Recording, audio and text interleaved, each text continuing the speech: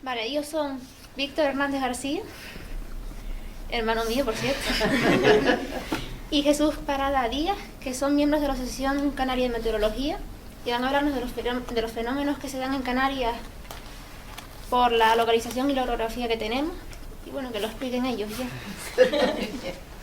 Bueno, pues muchas gracias. Como dijo, nosotros venimos en representación de la Asociación Canaria de Meteorología, y bueno, les vamos a hablar un poquito de los fenómenos meteorológicos locales en Canarias, lo que son a escala reducida, y también hablaremos un poquito de los tipos de tiempo para introducir después estos fenómenos meteorológicos locales. En cuanto a los contenidos, pues bueno, primero nos presentaremos un poco, hablaremos de lo que hacemos, de lo que somos en la asociación. Luego Víctor entrará en detalle también sobre los tipos de tiempo en Canarias, los distintos tipos de tiempo que hay en el archipiélago. Luego ya entraré yo con los fenómenos locales en el archipiélago, pondré algunos casos de ejemplo y ya por último pues las conclusiones finales. Vale. Bueno, buenos días a todos. También dar las gracias evidentemente por ofrecernos este espacio de divulgación. La Asociación Canaria de Meteorología es una asociación de aficionados a la meteorología en Canarias que nace a partir de un elemento anterior que es un foro.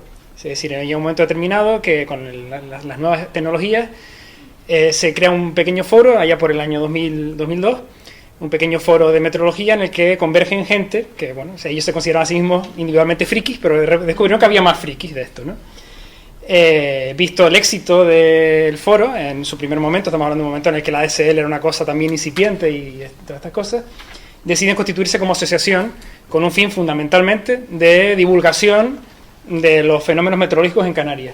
¿Qué sucede? Ya existía a nivel nacional unas ciertas estructuras, existía un foro, existían algunas asociaciones de aficionados, pero evidentemente la meteorología en Canarias, por el entorno geográfico, por nuestras características particulares, tenía pues, unos elementos diferenciales, y es por eso por lo que nace la asociación. Vale. El principal elemento sigue siendo hoy en día nuestro foro. El foro de la Asociación Canaria de Meteorología es un lugar de encuentro donde existe seguimiento de la actualidad diaria, donde existen foros de debate acerca de elementos singulares y donde puede participar quien quiera. De hecho, una de las cosas más interesantes es que hay gente que simplemente participa contando lo que cae en su casa, gente que entra en unos debates sobre dinámica atmosférica de los más complejos, gente que simplemente, en mi caso por ejemplo, que lo que más me interesa es la fotografía meteorológica, porque en general me gusta la fotografía, ¿vale? Entonces al final es un punto de encuentro y acabas teniendo amigos y bueno, pues acabas yendo al cumpleaños de un amigo que no sé qué, que al final tiene un amigo que es de Ciencias del Mar y resulta que Frank, que no está aquí hoy pero que quería venir, le estuve con él el sábado pasado porque un compañero mío del foro, bueno, pues estas cosas son las que suceden. Es un punto de encuentro desde el punto de vista científico, desde el punto de vista meramente de seguimiento y desde el punto de vista personal, ¿de acuerdo? Para formar parte del foro no es necesario tener ningún conocimiento técnico ni ningún conocimiento científico, simplemente hace falta tener ganas, tener afición y tener una conexión a internet, que también es importante. ¿De acuerdo? Bueno, quería contarse un ejemplo. Hay un foro de debate en el que debaten dos personas sobre dinámica atmosférica en Canarias a un nivel excepcional. Uno de ellos es licenciado en física y además está haciendo su tesis doctoral, y el otro es un comercial, ¿vale? No tiene estudios superiores. ¿De acuerdo? El funcionamiento interno de la asociación, es decir, para mantener toda esta estructura, porque al final el foro es la cara visible, es donde entra todo el mundo. La asociación, los socios, es un número mucho más reducido de gente, simplemente es una cuestión más funcional. Lo que tiene es una serie de comisiones que se dedican a incidir sobre cada uno de los elementos más relevantes de la meteorología de lo que se ve. Tenemos una comisión, la COFA, que es la de la fotografía, porque al final es cara visible, Facebook, demás. Una comisión que es la de perturbaciones significativas, que es la que se dedica a estudiar a posteriori las cosas que, bueno, de las que Jesús después hablará. La coma, que es la de las estaciones, y el semáforo, que lo que tenemos es que tenemos un pequeño servicio de predicción ante situaciones complicadas, que, bueno, humildemente hacemos nuestros pronósticos y avisamos a la población, ¿de acuerdo? Bueno, he hecho eso por encima. Bueno, de la COFA, bueno, organizamos concursos de fotografía, tenemos diversas cosas. Estas imágenes son tomadas por aficionados, es decir, la meteorología en Canarias puede sacar imágenes propias de esas cazatormentas americanos que tan espectaculares salen en el Discovery Max, ¿no? ¿De acuerdo? La Comisión de Estaciones Meteorológicas y Observación, esto seguramente es la parte más interesante desde el punto de vista meramente técnico, ¿de acuerdo? Tenemos una red de estaciones bastante importante distribuida por todo el archipiélago, de estaciones de aficionados. y un convenio de colaboración con el Instituto Tecnológico de Canarias y con la Universidad de Las Palmas de Gran Canaria para incorporar las estaciones, para trabajar con los datos. ¿Por qué? Porque si después hay alguien que quiere hacer un estudio a nivel personal, por ejemplo Jesús, a nivel personal, puede acudir a este fondo de datos, ¿de acuerdo? Y conseguir bastante información, ¿de acuerdo? La Comisión de Perturbaciones Significativas sirve fundamentalmente para el estudio a posteriori de situaciones que son llamativas o que son significativas en Canarias.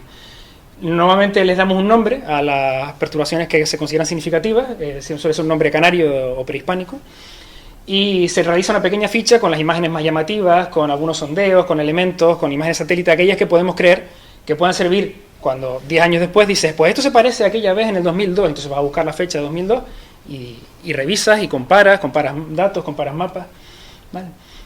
Y el semáforo es la herramienta que probablemente nos acabe dando más visibilidad a medio plazo, y es que tenemos modelos meteorológicos y lo que hacemos es la lectura de los modelos meteorológicos, porque al final siempre los modelos se ajustan más o menos al relieve, cada vez son mejores, cada vez tienen más posibilidad de acierto, pero evidentemente, precisamente de esto va esta charla, los fenómenos locales, por muy buenos que sean los modelos, los fenómenos locales son muy difíciles de predecir. Sin embargo, si nosotros acudimos al pasado y decimos siempre que orienta suroeste y el modelo dice que va a llover mucho en el Teide, se acaba formando una tormenta en Santa Cruz, como la riada de 2002, como la última de 5 de diciembre del año pasado, o sea, hace un año. Es decir, entonces el semáforo lo que hace es coger la experiencia de todos esos documentos que forman parte del foro, de las aportaciones, porque al final es aportación popular, e intentar hacer una pequeña predicción, evidentemente, sin ninguna responsabilidad. No es la EMET, nadie bebe de una fuente, no es una fuente oficial, es una fuente exclusivamente de aficionados. Pero hay que reconocer que en ocasiones, no es por echarle flores a los que lo hacen, y yo no estoy incluido en ello, nunca lo he estado, hay que reconocer que el nivel de acierto en ocasiones es francamente interesante. ¿De acuerdo? Y bueno, este es un pequeño esquemita simplemente cómo la información fluye entre las distintas comisiones, ¿no? Al final se trata de la información que tenemos en el momento, a través de las estaciones, a través de las fotografías, de lo que va entrando en el foro, todo eso debería pasar a través de la Comisión de Perturbaciones Significativas, que dice, bueno, pues ya en el pasado tuvimos una situación similar, y entonces le dice a la gente del semáforo, oigan, hay gente que está en varias comisiones, oigan, esto pinta. En cualquier caso, aunque hay una estructura interna dentro de la propia asociación, en el foro, cualquier persona que se registre y que participe puede participar de los posts de debate en los que se debaten estas situaciones también de forma abierta y de forma pública. A veces de manera más agria, para eso son los foros de internet, a veces de manera más interesante. ¿Vale? Y bueno, la presencia en la red es fundamental, claro, a día de hoy. Empezó como un foro probablemente pionero en el uso de internet, pero bueno, estamos en Facebook, en Twitter y por donde nos quieran buscar. Se trata de, aparte de lo que es el seguimiento, también divulgar, que para eso estamos aquí hoy. ¿Vale? Yo voy a hacer una pequeña charla introductoria, la parte más interesante la tiene Jesús, en una cosa que seguramente para muchos de los que están aquí, que son de Ciencias del Mar, estarán hartos de ver, que son los tipos de tiempos característicos de Canarias. La idea de hacer esta pequeña introducción es poder relacionar después los elementos significativos de los que va a hablar Jesús con estos de tiempos, porque cualquier atlas de Canarias, en Natura y Cultura de Canarias, en cualquier que estudie un poco de meteorología de Canarias, verá este esquema que es el típico, ¿no? Cuáles son los tiempos habituales en Canarias, pero sucede que la caracterización de estos tiempos después acaba generando cosas que no están recogidas. Entonces, para eso vamos a hacer esta primera parte. Evidentemente, lo primero, lo más importante es el alisio, el sempiterno alisio. Más del 70% del año tenemos alisio. Distinguimos alisio de verano o alisio de invierno, ¿vale? Son vientos del noroeste, húmedos, frescos, que vienen del Atlántico, ¿no? Esa cosa creo que todos la tienen bastante vista, promovidos por el anticiclón de las Azores, ¿vale? El anticiclón que está allí. La principal diferenciación a lo largo del año es, bueno, que en verano la inversión térmica, es decir, el alisio está formado por dos capas, eso no lo he dicho primero, el alisio está formado por dos capas, entonces la capa baja es la capa húmeda, la capa alta es la capa seca, y en esa capa se produce lo que es la inversión térmica, que da la famosa imagen del mar de nubes, ¿no? Tan característica en Canarias. Entonces, de lo que se trata es de que en verano la inversión térmica está mucho más baja, por tanto la humedad queda restringida a una parte inferior de la isla, y en invierno es mucho más alta. Hay un debate muy interesante en nuestro foro de debate acerca del alisio invernal, el alisio que produce más precipitaciones, y su denominación como alisio húmedo, ¿no, Jesús? Una cosa, pueden entrar también si les interesa, es bastante interesante, ¿de acuerdo? Esta es los frentes del noroeste, las borrascas y frentes del noroeste. Los frentes del noroeste vienen por grandes borrascas que se descuelgan del jet polar, ¿vale? Esto es un mapa de viento en altura, ¿vale? 250 hectopascales, es las capas altas de la atmósfera. Entonces aquí tenemos el jet polar transitando de oeste a este, y en ocasiones se descuelga grandes borrascas. Cuando las borrascas, normalmente las borrascas se descuelgan y se descuelgan por el norte de Canarias. Normalmente se descuelgan hacia la península o en meses más de verano hacia Francia y las Islas Británicas. Entonces, ¿qué sucede? Que aquí el jet polar se forma una ondulación y la mayor parte de las borrascas que van por esta zona de aquí lo que nos afecta son sus frentes, no propiamente la borrasca, ¿de acuerdo? Aquí vamos a ver cómo se forma una profunda vaguada del jet polar y acaba descolgándose en una gran borrasca, ¿de acuerdo?, que queda en el entorno de Canarias. ¿De acuerdo? Estas borrascas son las que nos traen estos grandes frentes compactos, a veces más compactos, a veces menos, y nos traen un tiempo frío del noroeste, con lluvia, ¿de acuerdo? A veces con nieve. ¿De acuerdo? Aquí tenemos algunas de las características: abundante lluvia, en ocasiones granizo. El granizo está siempre vinculado a la formación de tormentas. Los frentes del noroeste forman tormentas embebidas en el frente, es decir, forman frentes fundamentalmente por elementos dinámicos. Eso ya es un tema un poco más complicado, no vamos a entrar aquí. Y nuevamente eso, grandes vientos. Bueno, creo que todos conocen más o menos los tiempos del noroeste, ¿de acuerdo? Después tenemos las erupciones polarares. En ocasiones no se llega a descolgar la vaguada, sino que simplemente el jet polar se curva y nos entra frío directamente desde la zona polar hasta Canarias, ¿de acuerdo? Aquí vamos a ver paso por paso cómo esa gran vaguada, en lugar de acabar formando una borrasca, simplemente nos trae todo este viento frío desde el norte, ¿de acuerdo? Aquí ya fíjense hasta qué punto puede llegar, ¿de acuerdo? A nivel, y seguimos hablando de vientos en altura, ¿de acuerdo? Que una cosa que es importante en dinámica atmosférica, creo que a la gente que está aquí ya puede que lo conozca, pero bueno, la mayor parte de la dinámica atmosférica viene generada por los movimientos en altura, ¿de acuerdo? Las erupciones de aire frío lo que más que traen es nieve y lluvia muy de norte. El ejemplo, quizá la última nevada del año pasado, que nevó a 1500 metros en Gran Canaria, en el cruce de Fontanales, por ejemplo, ¿de acuerdo? A veces traen tormentas, no siempre. Pero bueno, aquí vienen las grandes borrascas del suroeste. ¿Qué pasa? Que en ocasiones se descuelga mucho más al sur. ¿Y en qué se diferencian las borrascas que se descuelgan mucho más al sur de las de antes? Que empieza a absorber aire de la zona tropical. ¿De acuerdo? El aire de la zona tropical tiene mucha más capacidad de contener humedad, es un aire cálido, entonces forma otro tipo de estructuras diferentes.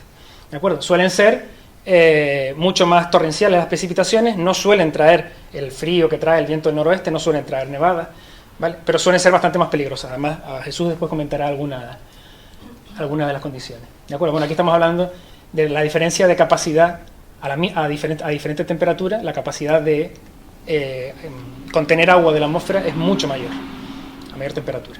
¿De acuerdo? Después las advecciones saharianas, bueno, en fin, la calima.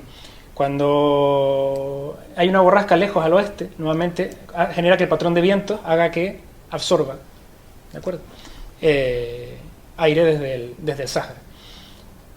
En ocasiones solo vienen con mucho polvo, en ocasiones además traen altas temperaturas, dependiendo de la época del año y las circunstancias. Pero bueno, son las que traen las grandes olas de calor a Canarias. Las grandes olas de calor a Canarias suelen venir por las advecciones saharianas. Vale. Y finalmente, una cosa que no se comenta mucho y que está ahora en estudio, y es la formación de elementos de características tropicales. ¿Vale? Canarias siempre se ha considerado que estaba fuera por completo de la influencia de elementos desde el punto de vista más tradicional de tropicales, es decir, huracanes, tormentas tropicales, depresiones tropicales. Pero existen sistemas híbridos, existe al final, bueno, como siempre la ciencia, no todo es blanco ni negro, y entonces se empieza a asumir que Canarias puede que existan. Entonces, por un lado, hemos visto las que venían desde el suroeste, que en ocasiones absorben aire tropical y que también traen, y después un elemento muy particular que es la denominada onda del este, que es un fenómeno muy, muy poco estudiado, que es una vaguada monzónica, es decir, una vaguada que vendría desde el Ecuador. Recuerden que en general la circulación general en latitudes medias es de oeste a este, y la circulación general en el Ecuador es de este a oeste, ¿no? Aquí subirían los huracanes hacia el Caribe.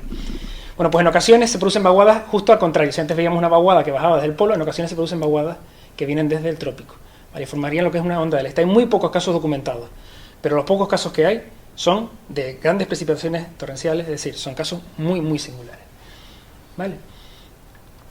Y le cedo el testigo a Jesús, que tiene una parte mucho más interesante que yo para caracterización de esto. Muchas gracias, Víctor.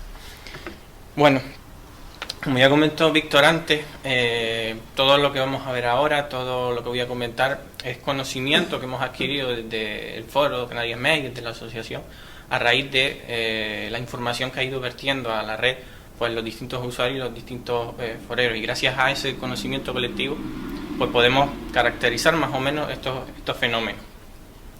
Bueno, ¿qué son los fenómenos locales? Ya la propia palabra lo dice, son fenómenos a una escala muy reducida, es una cuestión de escala.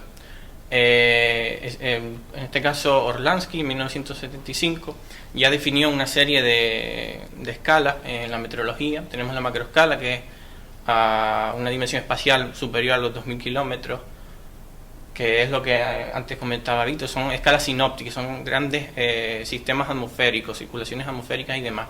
Luego pasamos a las mesoescalas, donde se distingue una mesoescala alfa, una beta y una gamma. Y después, por último, una microescala que es inferior a los 2 kilómetros. Nosotros nos vamos a centrar sobre todo en la mesoescala gamma, entre los 20 y los 2 kilómetros de distancia. Es más o menos los fenómenos, la dimensión que adquieren los fenómenos que vamos a describir. Pueden afectar a toda una vertiente de las islas o a solo una parte de las vertientes. Bueno, ¿y por qué son tan importantes los fenómenos locales en Canarias? ¿Qué es lo que los genera? Los fenómenos locales están determinados en prácticamente su totalidad por el relieve. Sin el relieve no tendríamos los fenómenos locales que ahora vamos a describir. Bueno, ¿cómo actúa el relieve? Por un lado, aumenta o potencia distintos meteoros, fenómenos meteorológicos, haciéndolos más peligrosos, como ya describiremos en un momento, o eliminando meteoros en otras zonas, es decir, actuando como pantalla. Por ejemplo, tengo viento del norte, las nubes se me quedan al norte y el sur se mantiene despejado. Por un lado puede fomentar y por otro lado resguarda o protege a otras zonas. ¿Sobre qué fenómenos influye el relieve? Pues puede influir sobre las precipitaciones y la generación de tormentas, sobre el viento y también sobre las temperaturas. Como comento ahí, son fenómenos que suelen llevar asociado una peligrosidad bastante alta, pero que debido a lo reducido que son y la relación estrecha que tienen con el relieve, es muy difícil predecirlo. Aquí, por ejemplo, tengo hay dos fotos de dos tormentas en Tenerife, una en el valle de Güímar y otra en una de las tantas riadas que han afectado a Santa Cruz de Tenerife. Bueno, en cuanto al viento, por un lado, como comenté antes, el relieve puede proteger a determinadas zonas del viento, actuando como pantalla. Pero por otro lado, puede acelerar el viento, puede hacerlo más intenso. ¿Cómo? Pues por un lado suelen producirse el fenómeno de canalización, es decir, el viento entra por un barranco, el barranco se va estrechando y aumenta la velocidad en esa estrechez. Es como, por ejemplo, una tubería. Cuando nosotros reducimos el diámetro de la tubería, aumentamos la presión. Lo mismo sucede con el viento, es un flujo más como el agua. Por otro lado, también tenemos el fenómeno de las aceleraciones a sotavento. Normalmente se suelen producir, es más importante cuando tenemos borrascas del suroeste o del noroeste, que es cuando más vientos intensos hay, entonces se manifiesta mucho más. En estos casos paso a describir un poco cómo funciona el fenómeno. Tenemos viento, por ejemplo, en este caso la ladera oeste, el viento asciende, para rebasar ese obstáculo lo sube, se monta en la cumbre, ahí ya sufre una primera aceleración. ¿Por qué? Porque hay una compresión. Igual que, como vimos antes, en el barranco hay una canalización, reducimos el diámetro de la tubería, por así decirlo, y el flujo se acelera. En este caso, la canalización es en vertical, en el plano vertical. Obligamos al viento a subir, se concentran los vectores de viento en las cumbres y se acelera ya en un primer momento ahí.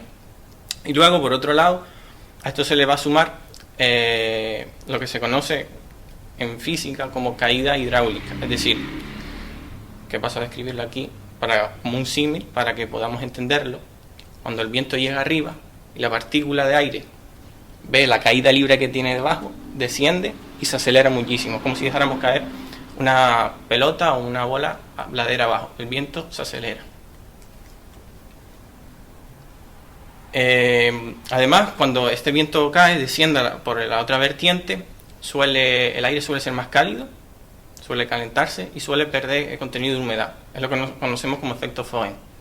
Por ejemplo, en las islas de La Palma, el vocabulario popular pues lo suele denominar como viento de atrás. La gente de Santa Cruz, pues de atrás tengo la montaña, tengo la dorsal y de ahí me viene el viento y por eso lo denomino viento de atrás, o en Tenerife se le denomina también bajaradas, el viento que asciende desde la zona de las cañadas y baja hasta la costa. Esta, por ejemplo, es una foto sacada de Santa Cruz de la Palma, es con una borrasca del suroeste. El viento vendría desde aquí, desde el suroeste, asciende las montañas de la isla y desciende por la vertiente este muy acelerado. Ahí se ve perfectamente cómo el viento es capaz de levantar parte de la superficie del mar. Bueno, vamos a poner aquí un pequeño vídeo que explica muy bien cómo es el fenómeno. Como digo, el viento siempre viene desde esta zona, ¿vale? Desde el oeste. Y cada la vertiente está acelerada.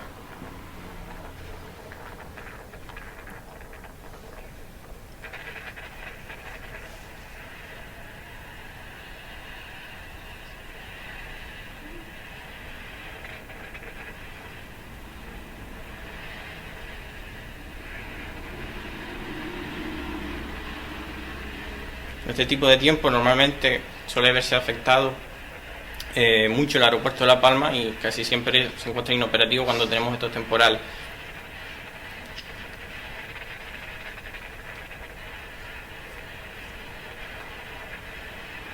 Yo creo que ya más o menos se manifiesta el fenómeno. En este caso voy a pasar a describir un poquito las zonas donde es más habitual este fenómeno de aceleraciones del viento a sotavento. La flechita en marrón va a indicar cómo debe de soplar el viento para que se produzca esa aceleración en las zonas que comento. Por ejemplo, en La Palma, en la vertiente este, que es la zona que suele más verse afectada por este fenómeno, la zona de Santa Cruz de La Palma, Las Breñas y Mazo, que es donde se encuentra el aeropuerto, para que se produzca esas aceleraciones a sotavento, el viento tiene que ser del oeste, como indico ahí. Pero aquí, además, La Palma es un caso especial, porque no solo es una aceleración a sotavento, ¿no? Que el viento sube y en la caída se acelera, sino que además hay un fenómeno de canalización entre lo que es la zona de la caldera de Tauriente y Cumbre Vieja. Vemos aquí una pequeña degollada y hay una canalización. Entonces aquí tenemos dos fenómenos: la caída a sotavento y la canalización del viento. Por lo tanto, ahí hay una doble aceleración. En el caso del Hierro suele ser habitual las aceleraciones de sotavento en el Golfo, en el Valle del Golfo, con viento de sureste, como vemos aquí. Cuando hay viento del sureste, pues sube hasta lo que es la meseta de Nitafe y se precipita hacia el valle. La Gomera no tenemos muy caracterizado este fenómeno porque hay poca información, es una isla no muy poblada, entonces no lo he querido incluir, pero seguro que también se da este fenómeno en algunas zonas. En Tenerife, las típicas zonas, el Valle de la Orotava, cuando hay vientos de suroeste, el aire sube a las cañadas y baja rápidamente por el Valle de la Orotava. El Valle de Acentejo también se ve afectado por este fenómeno, sobre todo cuando el viento es de sureste.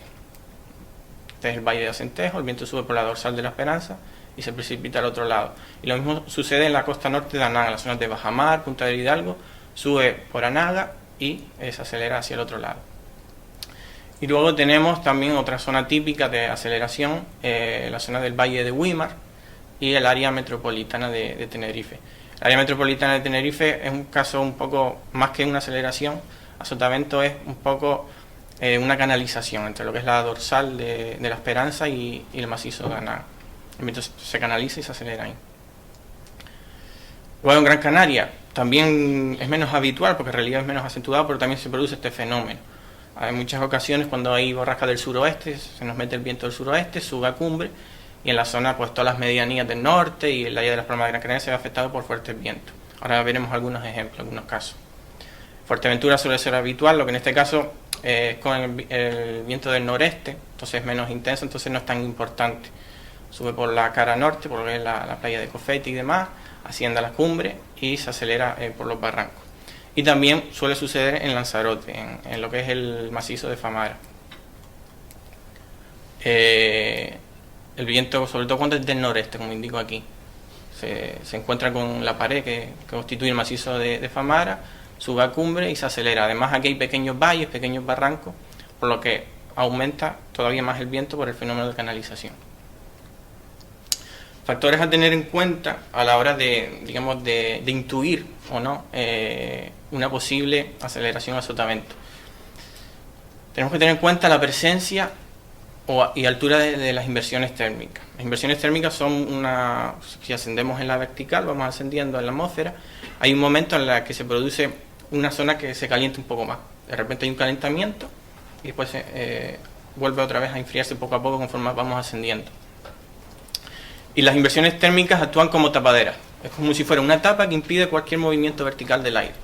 En este caso, si por ejemplo, en el caso de La Palma, si tenemos una inversión térmica aquí en torno a los 2000 metros, el aire va a subir por detrás y va a caer hacia acá. Si tenemos la inversión térmica, el aire va a ser incapaz de ascender. Por lo tanto, es todavía como si estrecháramos más esa tubería, el diámetro de esa tubería, el viento se nos va a acelerar más. Si por ejemplo la inversión térmica está mucho más abajo, está a 1000 metros, no vamos a tener ese fenómeno de aceleración o sotavento, porque el aire va a ser incapaz de subir porque está la tapa de la inversión térmica. Por el otro lado, también otro aspecto que influye mucho en que se produzcan estos fenómenos son los niveles de inestabilidad. El concepto de inestabilidad, voy a poner un símil, es como si tuviéramos un bote, un tarro de cristal, que es nuestra atmósfera. La base es la superficie y la tapa es las capas altas de la atmósfera, ¿vale? Pues en determinadas zonas de esa atmósfera hay unas áreas donde, por decirlo así, el aire es capaz de subir por sí solo. Si nosotros somos capaces de ascender una masa de aire, una burbuja de aire, a una zona de inestabilidad, una vez que la llevemos ahí, por una cuestión térmica de que esas zonas, digamos, son regiones un poco más frías, y si la bolsa que nosotros ascendemos es ligeramente más caliente, va a subir por sí sola, porque el aire caliente tiene menor densidad y asciende. En ese caso, como digo, en las zonas de inestabilidad, el aire tiende a subir. Si por ejemplo tenemos unas condiciones de inestabilidad en la atmósfera, si nuestras partículas de aire empiezan a subir, llegan a cumbre y tienes condiciones de inestabilidad, parte de ese aire va a subir y otra parte va a bajar. Si no tenemos condiciones de inestabilidad, toda la masa de aire baja. Es decir, si tenemos esos índices de inestabilidad que comento, se va a disipar la energía. Una parte va a ir hacia arriba y otra hacia abajo. Entonces, cuando hay estabilidad, esto no sucede. Es importante este concepto porque, sobre todo cuando se dan las bajaradas, por ejemplo en La Palma, suele ser cuando en los momentos previos a un frente, cuando los niveles de inestabilidad no son muy altos. En el momento en que empiezan a llegar los desarrollos nubosos, el fenómeno de aceleración se reduce un poquito. ¿Por qué? Porque tenemos inestabilidad, entonces parte de la energía se disipa hacia arriba. Voy a poner ahora unos ejemplos para que lo tengamos un poquito más. Nos ponemos en situación en una borrasca del suroeste que se nos situó en 2012, en finales de octubre, en el archipiélago, y fue capaz de inyectar humedad desde las zonas tropicales. Aquí la vemos el tamaño importante y es capaz de inyectar aire desde el trópico. Y bueno, desde el día anterior pues teníamos estas famosas nubes, las lenticulares, que son nubes que, digamos, nos dan señales, son señales precursoras, como le llamamos nosotros, de inestabilidad, de mal tiempo. Entonces cada vez que vean alguna así, pues ojo que se acerca mal tiempo. Bueno, ¿y ese día qué pasó? Bueno, les pongo aquí, por ejemplo, una serie de datos, son datos de viento, ¿vale? En kilómetros hora. Veamos, en este caso hemos colocado 4 islas: La Palma, Hierro, Tenerife y Gran Canaria.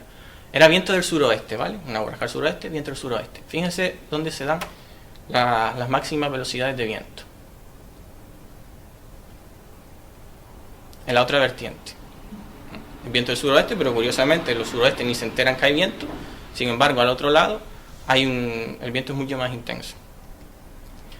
En este caso, y ahora seguro que a lo mejor recuerdan si tienen buena memoria meteorológica, en este caso esa aceleración, más sotavento, se manifestó mucho en las Palmas de Gran Canaria. Aquí tenemos por ejemplo una foto de las canteras. El viento venía desde aquí, desde la cumbre, movía la superficie del agua hacia el norte, y aquí por ejemplo el viento, como era muy intenso, también fue capaz de movilizar la tierra que había en el entorno de los islas. Y bueno, ese día se generaron pues también lenticulares. No sé si recordarán la típica nube que se movió mucho por WhatsApp también en aquel momento. Pues fue ese día, ¿no? Había mucho viento, por aceleraciones a sotavento. Y traigo también, para explicar un poco este fenómeno, para ejemplificarlo, la tormenta tropical Delta. Bueno, ya de por sí, una tormenta tropical, vientos fuertes generalizados y tal. Pero en el caso concreto de Tenerife, curiosamente, aparte de las zonas altas, que donde siempre suele haber más viento, las zonas, digamos, a niveles bajos, en zonas de costa, donde más viento se registró fue en el área del Valle de Güímar. ¿Por qué? Fue una aceleración a sotavento. Unos compañeros nuestros, pues, que se manejan con modelos y demás, vertieron los datos y el modelo les sacó pues este resultado. Aquí vemos como el viento esta está la dorsal de la Esperanza, el viento sube a cumbre y desciende hacia el otro lado acelerándose, ¿vale? Los colores cálidos son las zonas de máximo viento. Pero es que además a veces se produce un fenómeno de rebote, como unas ondas. Viento cae, pum, llega al suelo, rebota y cuando vuelve a caer vuelve a ser otro máximo de viento, vuelve a caer otro máximo de viento, es lo que vemos aquí, ¿vale? Zona de máximo de viento, sube, vuelve al suelo otra vez, máximo de viento, sube y así poco a poco hasta que va perdiendo energía. Incluso a veces eso se manifiesta en las imágenes de satélite, como vemos aquí. Vemos como líneas de nubosidad separadas. Eso nos está indicando que, por ejemplo, cuando el viento sube, si alcanza el nivel de condensación, se forma la nube. Vuelve a caer, no se forma nube. Choca al suelo, rebota, vuelve a ascender, llega al nivel de condensación, se forma nube. Así sucesivamente y por eso vemos, muchas veces lo podemos identificar con las imágenes de satélite. Y bueno, este fenómeno dejó pues estas imágenes, ¿no? Sobre todo la zona más castigada fue la zona del área del Valle de Güímar, donde se cayeron muchas torretas eléctricas, como vemos aquí. Y bueno, también la zona metropolitana por la canalización que comenté antes entre la Dorsal de la Esperanza y Anaga. Bueno, y pasamos ahora con las precipitaciones y las tormentas. ¿Cómo afecta? Pues bueno, por un lado hay un apantallamiento y anclaje de nubosidad, es decir, el relieve por la propia orografía de la isla actúa a veces como pantalla y por ejemplo si tenemos viento sur, las nubes se quedan retenidas al sur y el norte lo tenemos despejado, o al revés, cuando tenemos la panza de burro, las nubes están al norte y el sur está despejado. El típico fenómeno de apantallamiento. Y por otro lado, la zona expuesta a los vientos es la que donde se queda retenida la nubosidad. Por ejemplo, si tenemos tormentas, si tenemos un día de mucha inestabilidad, las zonas expuestas al viento van a retener toda esa nubosidad y podremos tener descarga de lluvia durante muchas horas porque la nubosidad se queda ahí anclada y retenida. Eso por un lado. Por otro lado, ¿cómo afecta el relieve? En tanto que puede generar tormentas y desarrollar nubosidad actuando como una rampa, simplemente. Tenemos un viento más o menos húmedo, hay ciertas condiciones de inestabilidad que permite que el aire ascienda, entonces el relieve actúa como un disparador. La masa de aire se choca contra la isla, el relieve actúa como rampa hasta que llega al nivel de condensación y empieza a formarse la nubosidad. Otra cuestión también que afecta en el desarrollo de las nubosidades y las tormentas son las típicas formación de tormentas por convergencia. Suele ser típico que se formen a sotavento y normalmente, no siempre, pero normalmente es necesario que haya condiciones de poco viento, porque si hay mucha ventilación, digamos que no da pie a que la nubosidad pueda desarrollarse bien, sino que si hay mucho viento suele haber, vamos a decirlo así, una erosión importante de la nubosidad. ¿Qué es la convergencia de sotavento? Pues bueno, simplemente en este caso imaginemos que tenemos viento del suroeste, pues el viento cuando llega a la isla tiene dos opciones, o sube, que parte lo hace, o la rodea. Cuando el viento la rodea, aquí tenemos un choque de masa. El viento se encuentra al otro lado.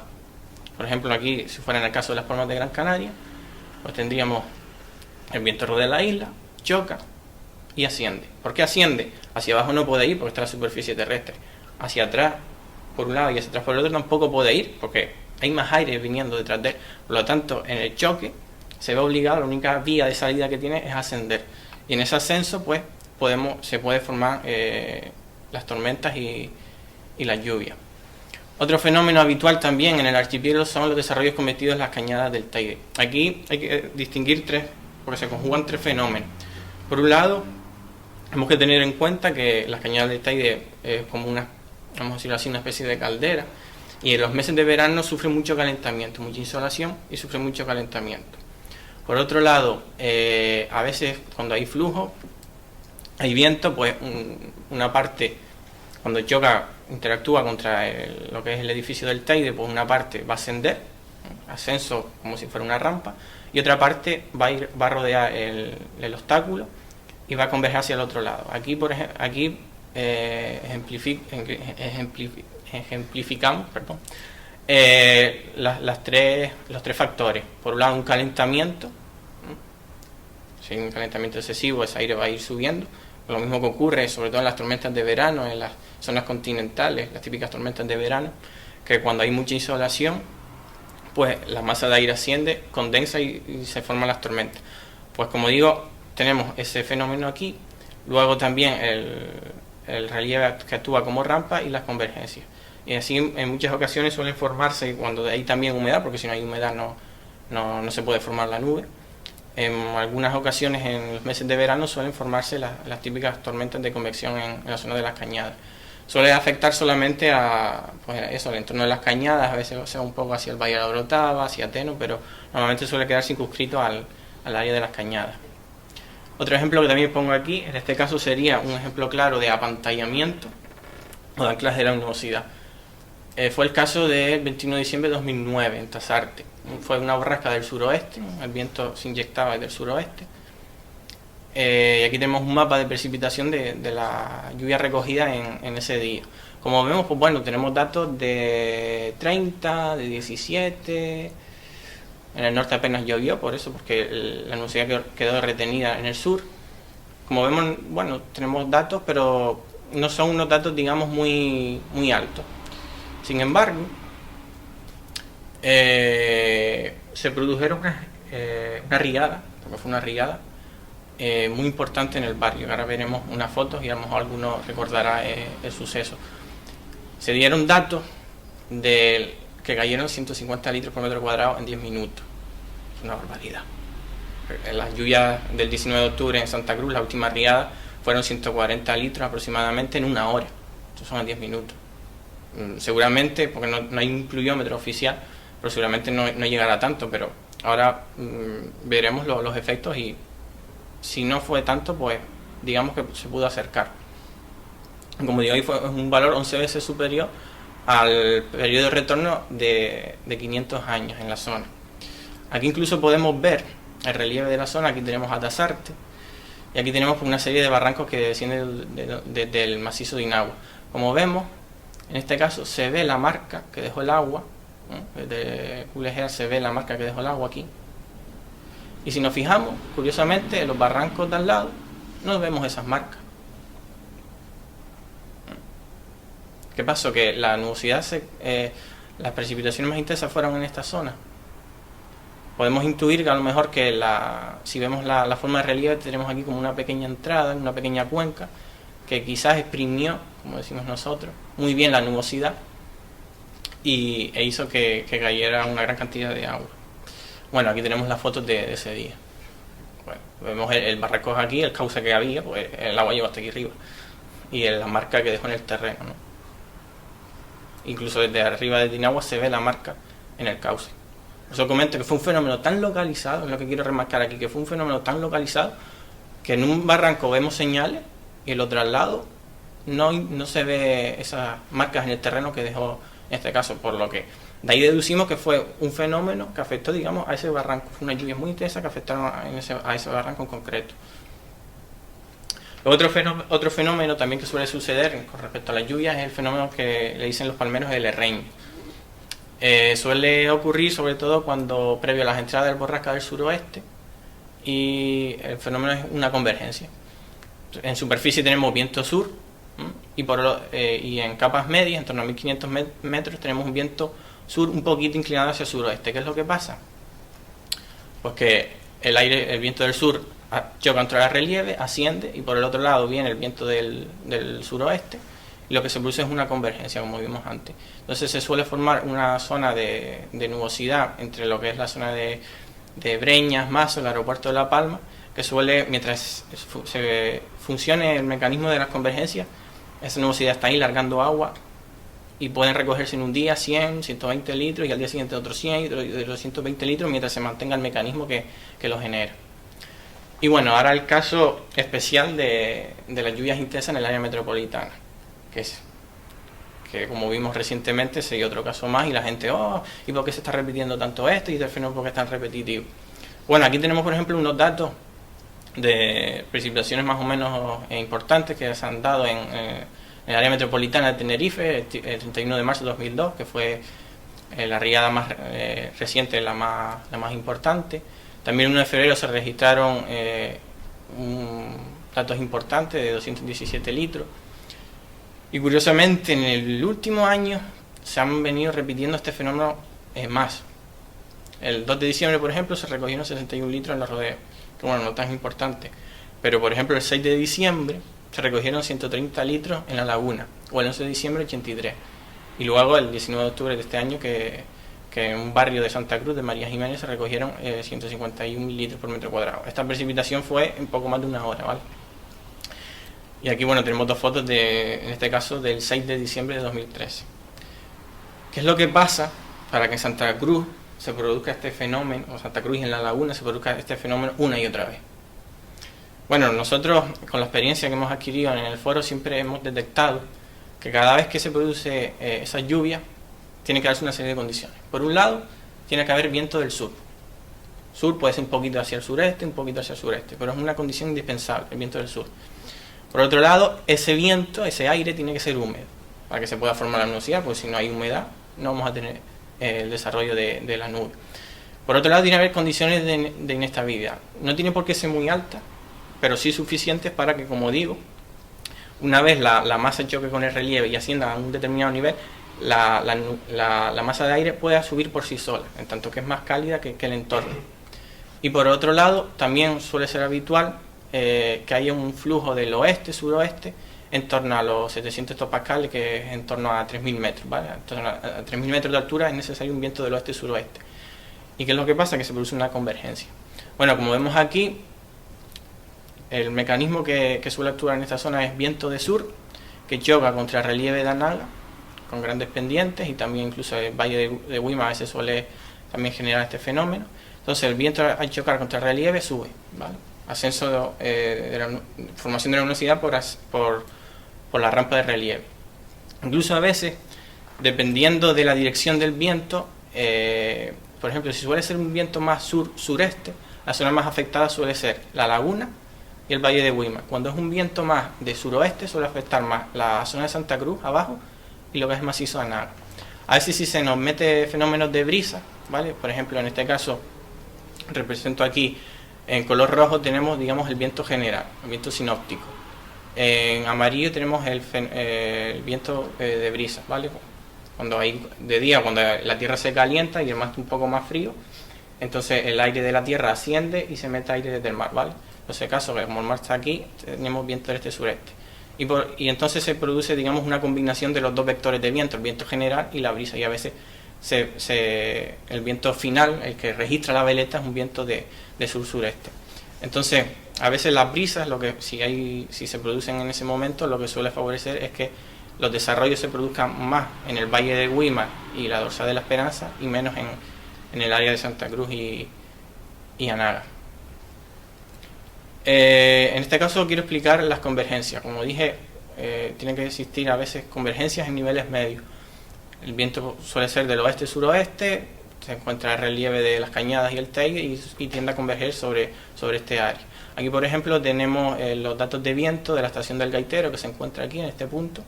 Y como vemos, es del día 6 de diciembre, ¿vale? De la tormenta que se originó el 6 de diciembre. Y esos son los datos que registro. Como vemos, la mayoría del viento vino del noroeste y del este-sureste, es decir, de esta zona y de esta zona. Esto nos está diciendo que aquí hubo convergencia. Por lo tanto, el mecanismo de convergencia el 6 de diciembre de 2013 actuó para que se formara esa tormenta. Y ahora les voy a poner un pequeño vídeo para que vean la importancia del viento del sur, que alimenta, digamos, esos desarrollos y que a veces favorece que sea, porque por ejemplo el 19 de octubre no ocurrió, pero sí el 31 de marzo de 2002, y es que suele ser un fenómeno estacionario, es decir, se forma la tormenta y se puede pegar horas largando agua ahí. ¿Por qué sucede esto? Pues mientras se mantenga el mecanismo que lo genera, es decir, el viento sur húmedo, y siga chocando contra el relieve, vamos a tener ahí una tormenta fija. La tormenta crece, descarga, hay viento sur, se genera otra tormenta, descarga y así sucesivamente, mientras ese mecanismo se mantenga.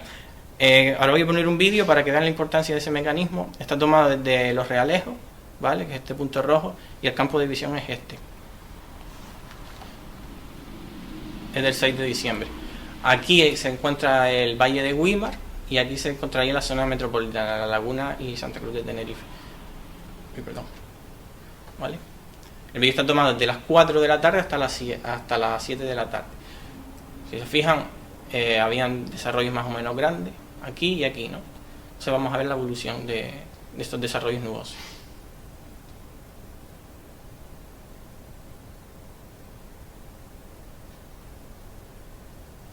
Es un vídeo acelerado, como pueden comprobar.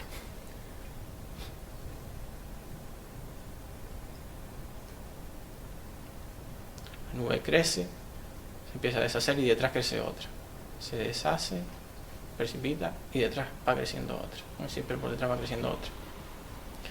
Bien, si se fijaron, los desarrollos en un principio los teníamos aquí. Y poco a poco, o sea, teníamos desarrollo tanto en la zona metropolitana como en la zona del Valle de Güímar. Los desarrollos en la zona del Valle de Güímar se fueron deshaciendo, mientras, ves, aquí por ejemplo vemos desarrollos aquí y desarrollo aquí. Y como vimos al final del vídeo, el desarrollo lo teníamos sobre esta zona, sobre la zona metropolitana. Y dijimos, contra, qué raro. O sea, los desarrollos en el Valle de Güímar desaparecieron, mientras que los del área metropolitana se retroalimentaron y se sostuvieron en el tiempo. Vale, vamos a coger una estación del Valle de Güímar y una estación del área metropolitana, ¿vale? Esta es la estación, los andenes de Taco en Santa Cruz, en el área metropolitana, y este es el Valle de Güímar. Vamos a analizar el viento. Si se fijan, tenemos viento sur, sur, sur, sur, sur, pasa un poco a suroeste, aquí se altera un poco, pero más o menos digamos que se mantiene en este umbral, ¿vale?, entre el sur y el este-sureste.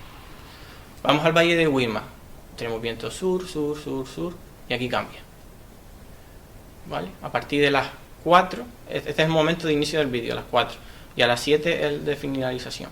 Si se fijan, el viento pasa de ser a sur y pasa de ser a sur a norte. O sea, hay un patrón distinto en el área metropolitana y en el Valle de Güímar. En esta zona deja de haber viento sur y aquí se mantiene. Por eso vemos que en el Valle de Güímar desaparece la nubosidad y en la zona de Santa Cruz se mantiene.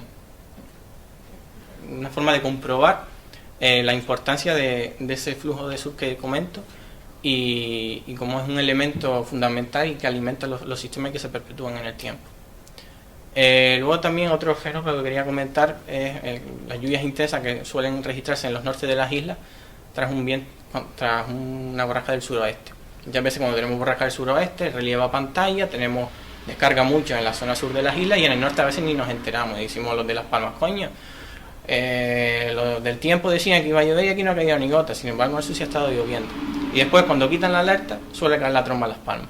Vale, ¿por qué suele suceder esto? Vale, voy a poner un ejemplo del año 2012 creo que es. Por ejemplo, habíamos tenido una semana de viento del suroeste descargando mucho en esta zona y de repente ya al final, el día miércoles 7 de noviembre, registramos estas precipitaciones en el norte de Gran Canaria. ¿Ves? En el sur nada y en el norte las medianías 134 litros, 103, 60, bastante precipitación.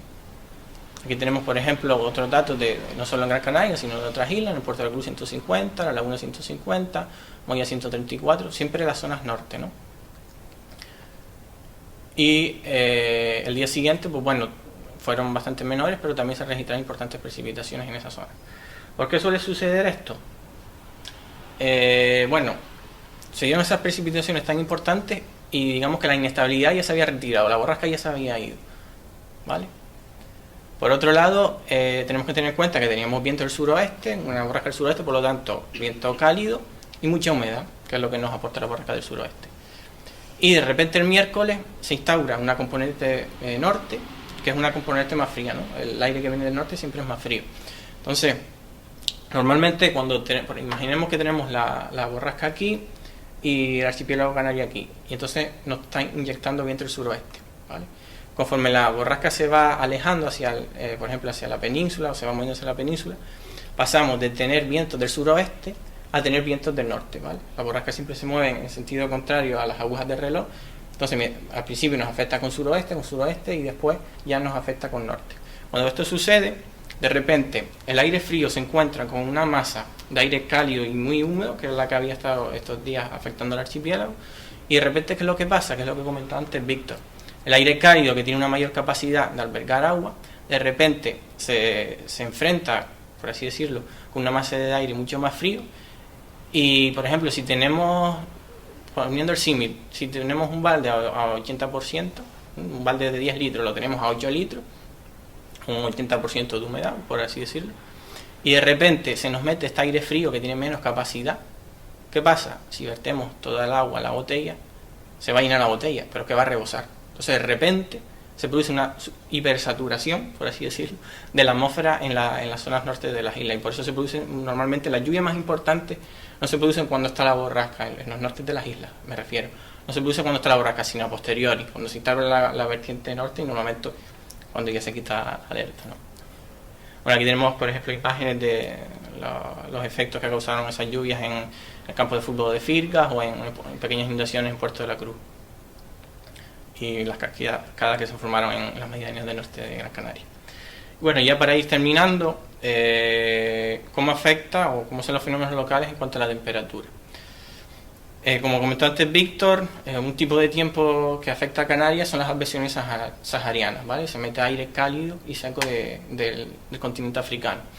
Ese aire cálido y seco, al ser más cálido, se monta por encima de la capa del alisio que solemos tener en superficie, ¿vale? Entonces tenemos las zonas altas, suelen ser más cálidas, afectadas por el siroco, y las zonas bajas seguimos afectadas por el alisio. ¿Qué es lo que pasa? Que en este momento se establece una lucha de esas dos masas de aire.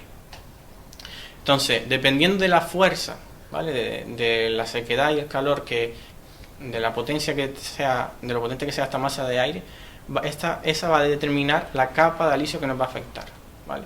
Entonces, esa capa, ese límite, pues nos puede afectar, se puede ir moviendo, y puede a veces el límite, en vez de estar aquí, pues está más abajo, y a veces incluso es una cuestión de metros. Voy a poner un caso particular que he experimentado en algunas ocasiones. Ir por estar en la zona de la Ballena, meterte en los túneles que va hacia el Dr. Negrín, estar en la Ballena a lo mejor a 32 grados, pasa a los túneles del Dr. Negrín y está fresquito, estás a 25 grados, por ejemplo. Y es una cuestión de metros. ¿Por qué? Es por esto, porque pasamos en la Ballena a estar en la masa sahariana, y cuando llegamos a Dr. Negrín estamos en la masa fresca del alisio. Entonces ya saben, cuando nos suele meter tiempo de siroco a las costas del norte y siempre en la playita. Las del norte, las del sur no se les ocurre. Y bueno, aquí quiero ejemplificar un poco pues bueno, la lucha de masa que se establece. En este caso son las montañas de la isleta. Y vemos que para que veamos a veces la reducida que se puede quedar la capa del alisio, en torno a los 200 metros aquí, porque la montaña de isleta miden 200 y mucho. Y aquí en este caso el mar de nubes nos está indicando el límite entre una masa y otra, ¿vale? Entonces esta zona sería afectada a lo mejor por 32 grados y abajo tenemos 20 y pico. Aquí en la montaña de Galdar, fíjense como la parte alta de la montaña está bajo un aire más cálido y la parte baja sobre un aire más fresco. Por ejemplo, en este caso, la montaña del Médano, en Tenerife, como para que vean lo fina que puede llegar a ser la capa del alisio, pues podemos estar hablando de 50 metros a lo mejor aquí, ¿vale? Una capa fresca de 50 metros, y como ascendamos a la cota 52, ya nos pasamos en cuestión de metros a tener pues 5 y 6 grados más. Además, en muchas ocasiones, y aquí el relieve tiene que influir, pero no lo tenemos todavía muy estudiado, por así decirlo. A veces, en algunas ocasiones, se producen disparos térmicos. Estamos en una situación de aire sahariano y de repente en una localidad pasa de estar a 30, ¡pum!, se dispara a 40. Este, por ejemplo, es un gráfico cuya fuente es Jaime, en agosto del 2012, y en una estación que se encuentra en Pájara, creo que en Morrojable, creo que es. ¿Vale? Pues vemos aquí, por ejemplo, que se encuentra a 25 grados, de repente, ¡pah!, fíjense las horas, de madrugada, la 1 de la madrugada, las 3 de la madrugada, 5 de la madrugada, de madrugada pasan de 25, 26 grados a ponerse casi a 40. 15 grados de diferencia en cuestión de horas, y de madrugada. Y después, 2 o 3 horas después, pum, a las 5, vuelve a descender. Y a veces solemos tener, cuando hay erupciones saharianas en algunas localizaciones, estos pedazos de gráfico. ¿A qué se puede ver esto? A veces puede ser por un movimiento del juego de la capa del alisio y la capa sahariana. Si la inversión térmica se va moviendo, o sea, el límite se va moviendo, pues nos puede estar afectando una masa y después a otra. Entonces se nos producen unos picos de sierra, ¿no?, que vemos la temperatura, y a veces, y en este caso seguramente si fuera así, es otro tipo de fenómeno, que el aire se produce un embolsamiento cálido en alguna parte del territorio de la isla, y con alguna componente pues de repente esa bolsa se sitúa sobre la zona en la que está la estación y se producen estos disparos. Pero insisto, todavía no lo conocemos muy bien y sería algo interesante de estudiar. Y bueno, ya para ir terminando, unas pequeñas conclusiones. ¿Por qué son importantes los fenómenos locales en Canarias? Primero, porque son fenómenos, gran parte de los fenómenos importantes meteorológicos, los fuertes vientos, las fuertes lluvias, son fenómenos locales, son de poca dimensión espacial, que afecta a un municipio, que afecta a una localidad, y a lo mejor un barranco más allá tú estás sin enterarte de lo que ha sucedido. Y por otro lado, la intensidad, son fenómenos que, como hemos visto en muchas ocasiones, son de fuertes vientos, de fuertes precipitaciones, y conllevan una peligrosidad. El relieve es el que causa estos fenómenos, es el determinante. Y debido a que precisamente son fenómenos de una dimensión espacial muy reducida, suelen ser muy difíciles de predecir. Y como comenté antes, tienen una alta peligrosidad. Por eso, para intentar predecir estos fenómenos y alertar a la población, es necesario estudiar todavía más estos fenómenos y sobre todo desarrollar nuevas herramientas que tengan en cuenta el relieve de las islas, porque los modelos meteorológicos, que es con lo que se hacen las predicciones a posteriori, muchas veces no tienen en cuenta el relieve, o son una resolución espacial muy grande, entonces el relieve no queda bien recogido y muchas veces los fenómenos locales, o casi siempre, no se ven reflejados. Y en la experiencia que hemos acumulado durante todos estos años en el foro y en la asociación, las que nos permite un poco intuir cuáles van a ser las zonas de máxima aceleración de viento. Si va a haber, por ejemplo, un disparo en la zona de Santa Cruz, pues decimos, hay viento sur, hay humedad, pues cantado, se va a formar una tormenta en Santa Cruz de Tenerife. Que hay viento del oeste fuerte, una borrasca del suroeste que nos mete viento del oeste, cuidado a Santa Cruz de la Palma porque va a haber viento muy fuerte. Que es viento del suroeste, cuidado a lo mejor la zona noreste de Gran Canaria, la capital de Gran Canaria, porque probablemente puede haber vientos muy fuertes. Y así con varias localizaciones del archipiélago. Y bueno, algunas de la bibliografía, trabajo sobre muchos de ellos de algunos compañeros. Y bueno, nada más. Quería poner ahí en este caso unas imágenes para que rompamos a veces un poco los tópicos que existen.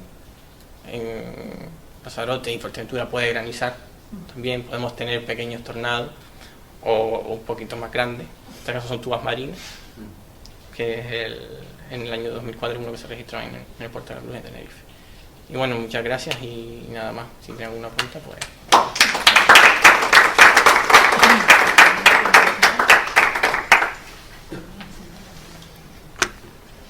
¿Nadie tiene preguntas? ¿Nadie tiene dudas? ¿Nadie tiene nada que decir? Yo quería comentarte el tema este de no sé si se puede considerar como fenómeno local, el tema este del apartamiento de una isla con otra. Sí. El caso del Teide, por ejemplo, ¿no? O sea, yo a lo mejor viene estructura organizada del oeste y al llegar aquí como que una vez que pasa el Teide, o sea, la isla de Tenerife, pues como que se deshace, ¿no? Sí, claro, el relieve en este caso está apantallando una isla a otra. Incluso a veces no son solo apantallamientos, sino, por ejemplo, si hay viento del noroeste y hay condiciones de inestabilidad y demás, a veces Anaga, el macizo Anaga, puede generar por convergencia una tormenta, y como es viento del noroeste, esa tormenta nos las envía a nosotros para acá. Y a veces hemos tenido en algunas ocasiones tormentas en la Palma de Gran Canaria que han sido generadas por Tenerife. Entonces, a veces unas islas juegan sobre las otras. Yo sí quería decir el caso del Arcos de Gustavo, que bueno, una de las tormentas más grandes de las que tenemos constancia que se ha formado, El arco es una estructura muy llamativa, muy de las llanuras americanas, que es un cumulonimbo que el desplome de la lluvia y el viento del desplome, del frente de racha, acaba provocando prácticamente una nube en forma de arco, como una pared, ¿no? En los últimos años tenemos algunas imágenes más, porque ahora hay mucha más gente sacando fotos, ¿no? Pero el primero que se tuvo constancia pasó por la Bocaina. No es una tormenta que estaba haciendo seguimiento en el foro y comenzó en Anaga, es decir, Anaga empezó a formar un cúmulo, ese cúmulo fue caminando durante no sé cuántos kilómetros por el mar y fue ganando brillo, fue ganando fuerza y cuando llegó a la Bocaina, era una tormenta, unas imágenes similar a este, ¿sí? Similar a este.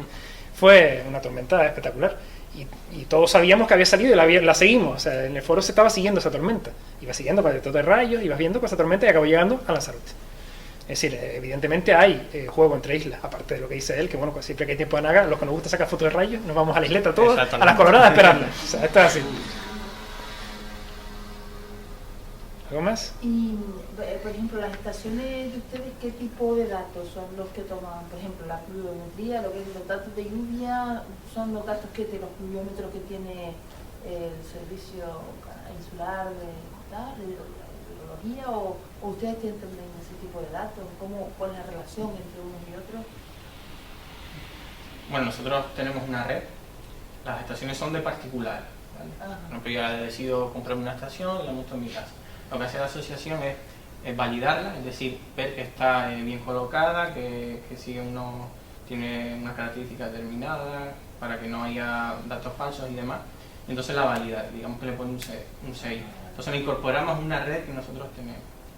Por otro lado, también tenemos convenios y algunos de los mapas que generamos, como por ejemplo el mapa ese que vemos allí, son mapas que generamos nosotros por interpolación de datos y ahí está incorporada pues estaciones de la Asociación Canaria de Meteorología, pero también, como ven abajo, está el sello del Gobierno de Canarias y de la AEMET. Ahí la incorporamos y lo hemos integrado. ¿No?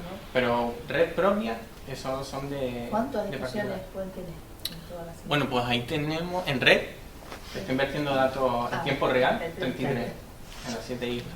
Después tenemos algunos pluviómetros y algunos termómetros, pero digamos que no los vertimos en tiempo real en la red. No lo tiene en particular y decimos, oye, pues vale, cumple todos los requisitos y un termómetro que se considera como válido.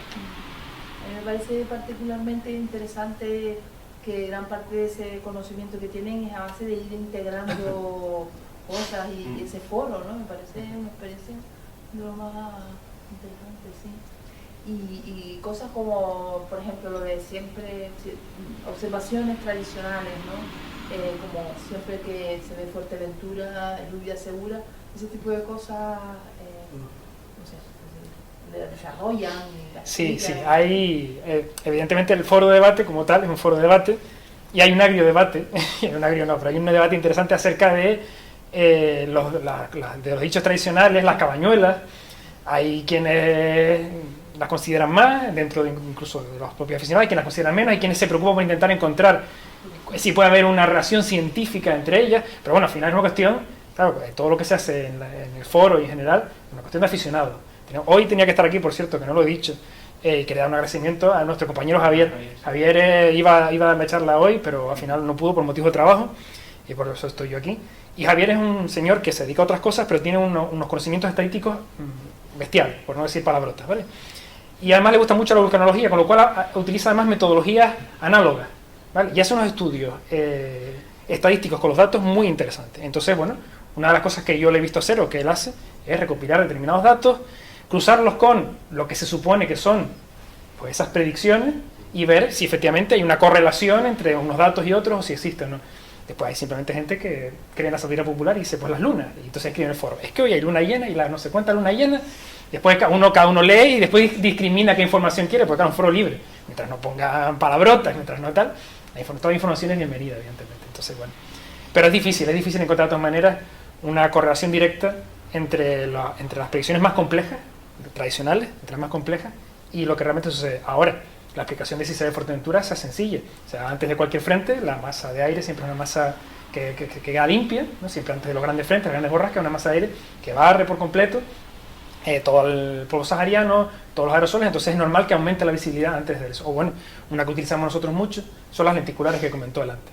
O sea, la presencia de lenticulares casi siempre es precursora, es decir, vientos en capas medias húmedos, ¿vale? En Tenerife se utiliza el sombrero del Teide, la capa del Teide, y aquí ya, bueno, llega un momento en que deja de ser sabiduría popular para decir, tenemos una antícula grande, eso igual viene algo guapo, pues además, nosotros además, como somos frikis de esto, además, nos gusta que vengan cosas grandes y llamativas, ¿no? Pero eso es otra historia. ¿Algo más? Bueno, yo simplemente comentar, yo llevo como 10 años metido ahí en el foro de la asociación y nada, que invito a la gente a que se meta porque ponen unas fotografías que son, vamos, para que guste el tema, alucinantes. Bueno, eso sí es lo que les comentaba antes, o sea, tenemos gente que simplemente, tenemos agricultores, gente que le gusta el tiempo porque le gusta la agricultura, tenemos gente que simplemente le gustan las cosas más llamativas, aquí la señorita, mi pareja y yo, lo que nos gusta son las fotos, hay gente que, bueno, gente como Jesús, o gente que son más técnicos, más científicos, es decir, tenemos de todo, y están todos abiertos a aportar lo que quieran y disfrutar del seguimiento. Y en algún momento la agencia les ha dicho a ustedes, no, pues esto no es así, están diciendo... Bueno, en algunas ocasiones creo que se han firmado pequeños convenios de colaboración, pero no van mucho más allá. Ahora mismo, que yo sepa, bueno, está lo de Sinova. Sí, pero es para todo tipo de Sí, aficionados. pero para cualquier asociación, y son con distintas asociaciones en todo el territorio del Estado. Que para indicar pues, cuando hay un fenómeno importante, pues tiene un mapita que te indica, oye, pues aquí se produce tal fenómeno y tal. Entonces, la asociación lo registra. Perdón, la Agencia Estatal de Meteorología registra que se hace. Para aprovechar eso. Pues nada, pues muchas gracias. Nada, muchas gracias a ustedes por Gracias a ustedes.